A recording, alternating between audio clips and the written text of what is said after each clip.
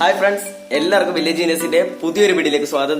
നിങ്ങൾക്ക് എല്ലാവർക്കും convection current എന്താണെന്ന് അറിയാമോ? അതായത് നമ്മുടെ വായുവിലെ താപത്തിന്റെ ഏറ്റക്കുറച്ചിലുകൾ മൂലമുണ്ടാകുന്ന ഒരു പ്രഭാവമാണ് കൺവെക്ഷൻ കറണ്ട് എന്ന് പറയുന്നത്.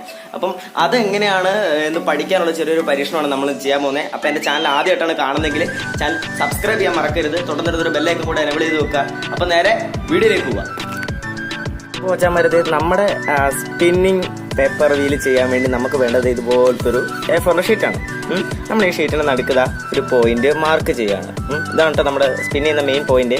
ആ പോയിന്റിനെ നമ്മൾ വെച്ച് നോക്കിയിട്ട് നമ്മൾ കുറച്ചിതുപോലെ ഒരു വട്ടത്തിൽ ഒരു സ്പൈറൽ പോലെ ചെയ്തെടുക്കണം. ഞാൻ ഈ വരയ്ക്കുന്ന പോലെ തന്നെ വരയ്ക്കുക. നിങ്ങൾക്ക് വേണം നല്ല കറക്റ്റ് അളവൊക്കെ എടുത്താലും വൃത്തിക്ക് വരയ്ക്കാൻ കേട്ടോ. ഞാൻ ജസ്റ്റ് റഫായിട്ട് വരച്ച് റഫായിട്ട് തന്നെ കട്ട് ചെയ്തെടുക്കുന്നത് മാത്രം. നല്ല എളുപ്പത്തിൽ നിങ്ങളങ്ങ് വരച്ചെടുത്താൽ മതി. ഓക്കെ, ഇനി നമ്മുടെ പരിപാടി എന്ന് പറയുമ്പോൾ ഇനി ഇത് നമ്മളത് കട്ട് ചെയ്തെടുക്കാൻ പോകണം കേട്ടോ. നല്ല വൃത്തിക്ക് നമുക്ക് കട്ട് ചെയ്യാം.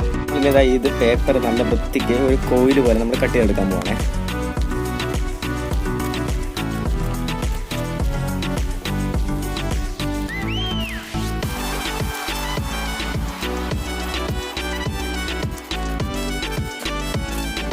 പരമാവധി വൃത്തിക്ക് തന്നെ കട്ട് ചെയ്തെടുക്കുക. പിന്നെ ഇതുപോലെ കട്ടിയുള്ള പേപ്പറൊക്കെ കിട്ടുമെങ്കിൽ അതൊക്കെ ഉപയോഗിക്കുക. A4 ഷീറ്റ് തന്നെ അല്ലാതെ ഇതിലും നല്ല കട്ടിയുള്ള പേപ്പറൊക്കെ ഉണ്ട്, അതൊക്കെ യൂസ് ചെയ്യാം കേട്ടോ.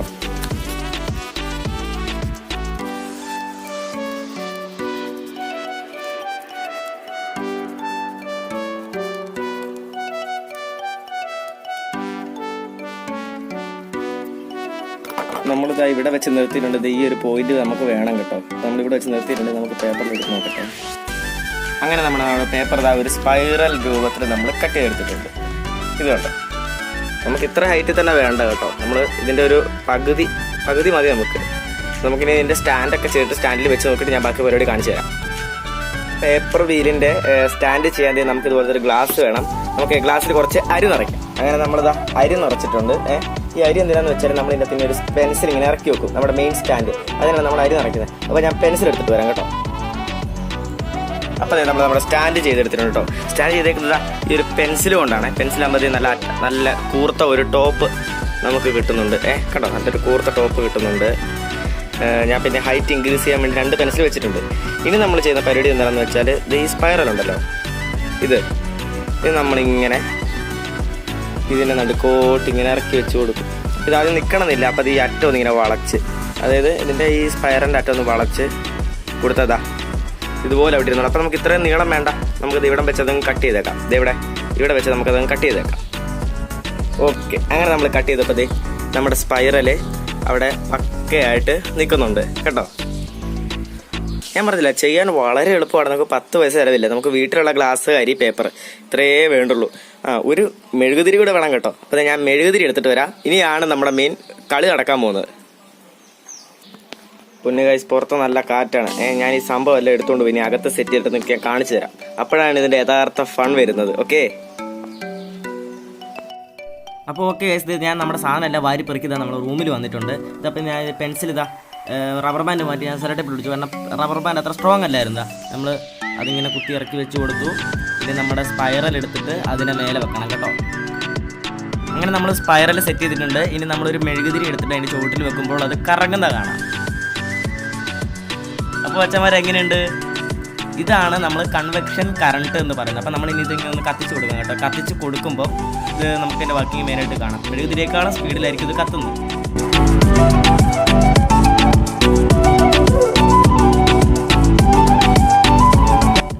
അപ്പോൾ ഗൈസ്, നമ്മളിങ്ങനെ മെഴുകുതിരി വെക്കാൻ നേരത്ത് സംഭവിക്കുന്നത് നമ്മുടെ വായു ചൂടായിട്ട് തണുത്ത വായുവിനേക്കാളും ഡെൻസിറ്റി കുറഞ്ഞ് ആ ചൂടായ വായു മുകളിലേക്ക് ഉയരുന്നതാണ്. ആ ശക്തിയാണ് പേപ്പറിനെ ചലിപ്പിക്കുന്നത്. അപ്പോൾ നമ്മൾ ഒരു മെഴുകുതിരിക്ക് പകരം 2 മെഴുകുതിരി വെച്ച് പരീക്ഷണം ഒന്ന് ആവർത്തിക്കുകയാണ്. 2 മെഴുകുതിരി വെക്കുമ്പോൾ നമുക്ക് ശക്തി കൂടുമോ നോക്കാം. കറക്കത്തിൻ്റെ ആ സ്പീഡില്ലേ, ആ വേഗത കൂടുമോ നമുക്കൊന്ന് നോക്കാം കേട്ടോ. ഓക്കെ, ഇപ്പം സ്പീഡ് ഇച്ചിരി കുറവാണ്. നമ്മളിനി 2ാമത് മെഴുകുതിരി ഒന്ന് വെക്കാൻ പോവാണേ. ഓക്കെ, അങ്ങനെ നമ്മൾ 2ാമത്തെ മെഴുകുതിരി വെച്ചപ്പോഴേക്കും വളരെ കുറഞ്ഞ സ്പീഡിൽ നിന്ന് കൂടിയ സ്പീഡിലേക്ക് നമ്മുടെ സ്പിന്നിങ് വീൽ ഇങ്ങനെ കറങ്ങിക്കൊണ്ടിരിക്കും. അതായത് കൂടുതൽ താപത്തിൽ വായു മുകളിലേക്ക് പോകുമ്പോൾ ഇതിൻ്റെ കറക്കം കൂടിപ്പോകൊണ്ടിരിക്കും. അതാണ് ഇതിൻ്റെ പ്രത്യേകത. അപ്പോൾ ഈ മെഴുകുതിരി എത്രത്തോളം, അതായത് എത്ര നേരം കത്തുന്നു അത്രയും നേരം നമ്മുടെ ഈ വീല് കറങ്ങിക്കൊണ്ടിരിക്കും.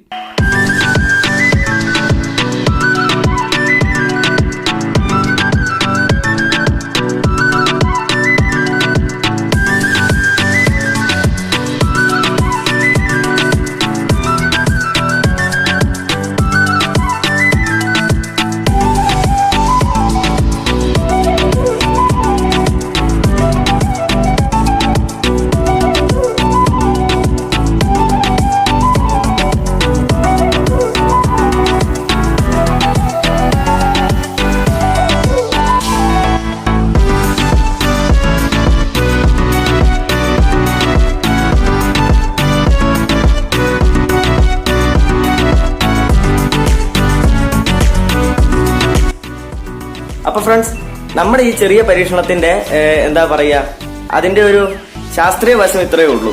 അതായത് നമ്മൾ ആ മെഴുകുതിരി കത്തിച്ചു വെക്കാൻ നേരത്ത് ആ മെഴുകുതിരിക്ക് ചുറ്റുമുള്ള വായു ഫുള്ള് ചൂടാവുന്ന സമയത്ത് എന്ത് ചെയ്യുന്നു, തണുത്ത വായുവിനേക്കാൾ ഡെൻസ്ഡ് ആവുന്നു നമ്മുടെ ചൂടുള്ള വായു.